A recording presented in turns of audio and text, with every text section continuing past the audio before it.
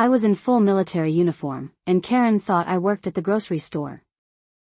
For this particular story, I was actually in military uniform, which makes the whole situation all the more weird.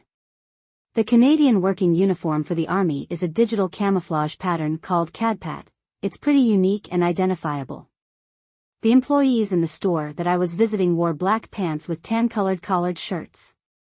I had just gotten off of work, so I was on my way home and stopped for groceries. Our command lets us stop in uniform on the way home to do this. They see it as a visual recruiting tactic and it lets people know that we're in the community. As I was looking at the milk, trying to decide what to buy, a little old lady came up to me and asked for help. What threw me off initially was that she referred to me by my rank, gunner. She explained that her grandson was a bombardier in a regular force artillery regiment, and she was struggling to lift the milk bags. I decided that I would help her shop and at least get her groceries into her car for her. I spent a good 45 minutes with her helping her shop around. My interaction with the Karen came as soon as the old lady was checking out. Now that you're done. I was in full military uniform, and Karen thought I worked at the grocery store. Part 2. Now that you're done with her, you can get my things for me. Sorry, ma'am, but I don't work here. I have my own shopping to do. I'm sure one of the bad boys or stalkers could help you out. You clearly work here. You got all that old bat stuff for her, so I demand that you help me. One of the employees, hearing the exchange, stepped in. He really isn't an employee, he's a soldier just helping an old woman with some shopping. I don't care what he says, she shot back. He clearly knows the store, so he must work here. You're done shopping, so he can help me now. At this point, the Karen was getting louder and was attracting attention. Ma'am, I really don't work here. If you could lower your voice, I could help you find an employee if you really need some assistance. Don't you tell me what to do, boy, she yelled.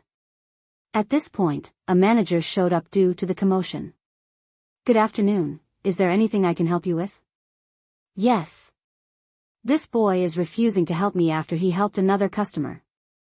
This is terrible customer service and he should be fired.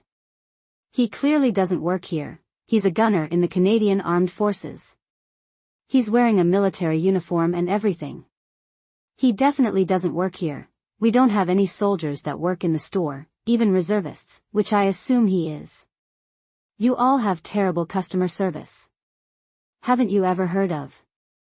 I was in full military uniform, and Karen thought I worked at the grocery store. Part 3. Haven't you ever heard of, the customer is always right?